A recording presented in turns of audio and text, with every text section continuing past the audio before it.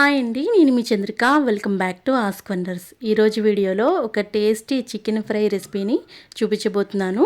చుట్టాలు వచ్చినప్పుడు ఒక కేజీ చికెన్తో అద్రిపోయేలా గుమగుమలాడాలంటే ఈ రెసిపీని ఒకసారి ట్రై చేసి చూడండి, అద్రిపోతుందంతే. ఈ చికెన్ ఫ్రై రైస్లోకైనా చపాతీలోకైనా దేంట్లోకైనా మంచి కాంబినేషన్ అండి. మరి ఈ చికెన్ ఫ్రై రెసిపీని ఎలా చేసుకోవాలో చూద్దామా. ముందుగా నేను ఇక్కడ ఒక కేజీ చికెన్ అయితే కాస్త బోన్ ఉండేటట్టు చూసుకోండి. ఫ్రైకి మనకి బోన్తో తీసుకుంటే మంచి టేస్ట్ ఉంటుందన్నమాట.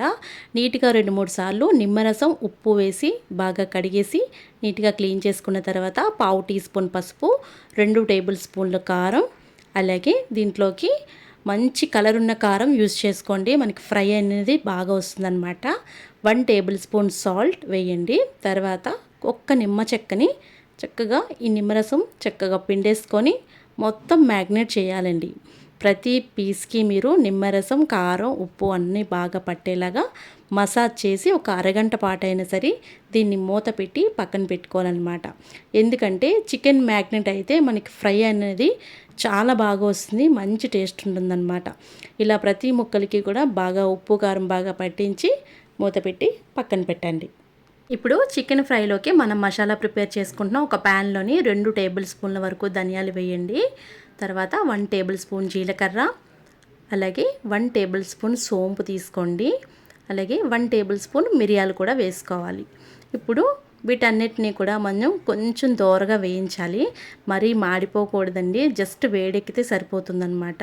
ఒక స్టార్ పువ్వు వేయండి, అలాగే 4 ఇలాచీ, అలాగే ఫ్రై ఇంకా మంచి టేస్ట్ రావడానికి ఇక్కడ నేను ఎండు కొబ్బరి ముక్కలు వేస్తున్నాను. ఒక చిన్న ముక్కగా తీసుకొని సన్నగా తరిగి పెట్టుకొని ఎండు కొబ్బరిని వేయండి.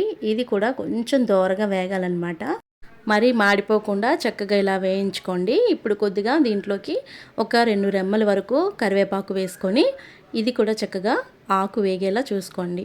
లో మీడియంలో పెట్టుకొని వేయించుకుంటే దినుసులన్నీ చక్కగా మనకి వెచ్చబడి కొద్దిగా వేడిగా ఉంటే సరిపోతుంది. ఇప్పుడు ఈ దినుసులన్నీ కూడా మిక్సీ జార్లోకి తీసుకొని మెత్తటి ఫైన్ పౌడర్ చేసుకోవాలండి. చూసారు కదా, మిక్సీ జారు కొంచెం తడి లేకుండా చూసుకొని మెత్తటి పౌడర్లా చేసుకోవాలి.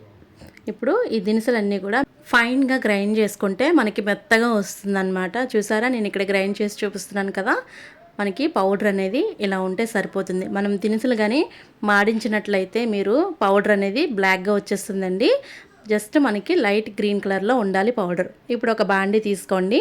మనం చికెన్ ఫ్రై చేస్తున్నాం కాబట్టి ఇక్కడ 4 టేబుల్ స్పూన్ వరకు ఆయిల్ పడుతుంది.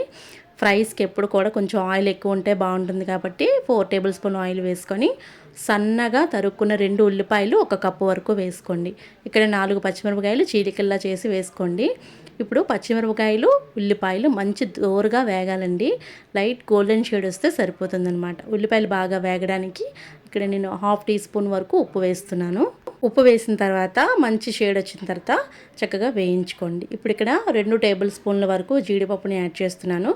ఫ్రైలోకి జీడిపప్పు ఉంటే బాగుంటుందండి, మీకు అవైలబుల్గా ఉంటే వేసుకోండి, లేకపోతే వేయనవసరం లేదు. ఇప్పుడు ఉల్లిపాయలు, జీడిపప్పు ఇలా బాగా వేగిన తర్వాత దీంట్లోకి 1.5 టేబుల్ స్పూన్ వరకు జింజర్ గార్లిక్ పేస్ట్ అయితే యాడ్ చేసుకోవాలి. ఈ పచ్చివాసన అంతా పోయేంత వరకు బాగా వేయించుకోవాలండి. వేయించకపోతే మనకి ఫ్రై అనేది కొంచెం తీపి వచ్చేస్తుంది అనమాట.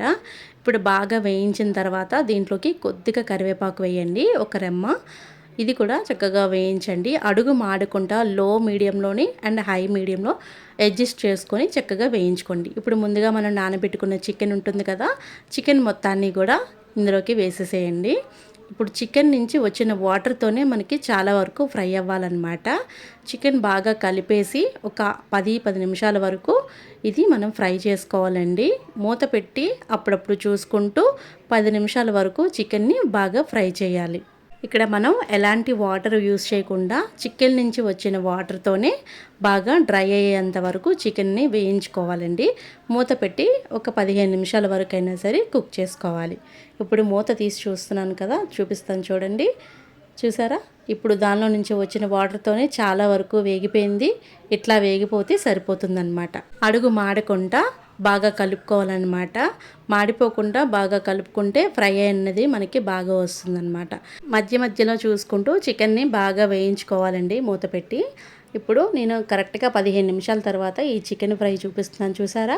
ఆయిల్ పైకి వచ్చి ఇలా వేగుతున్నప్పుడే మనం ఒకసారి బాగా కలిపి మనం ముందుగా గ్రైండ్ చేసుకున్న పౌడర్ ఉంటుంది కదండి, ఇప్పుడు ఈ స్టేజ్లో మనం పౌడర్ వేసుకోవాలన్నమాట.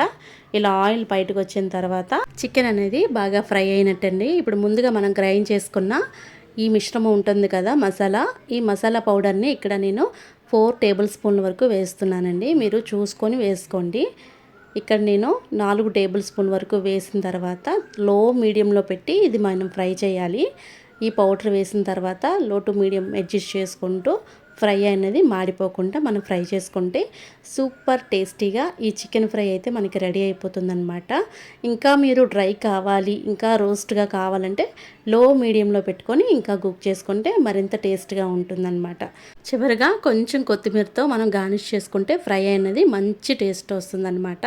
బాగా కలిపేసి స్టవ్ ఆఫ్ చేసి సర్వ్ చేసుకుంటే సూపర్ టేస్టీగా చికెన్ ఫ్రై అయితే రెడీ అయిపోతుంది. అంతేనండి, చాలా సింపుల్ కదా. మీరు కూడా ట్రై చేసి మీకు ఎలా కుదిరిందో నాది కింద కామెంట్ సెక్షన్లో కామెంట్ చేయండి. వీడియో నచ్చితే లైక్ చేయండి, షేర్ చేయండి. అన్ని వీడియోస్ కోసం మా ఛానల్ని సబ్స్క్రైబ్ చేయండి. Thank you for all.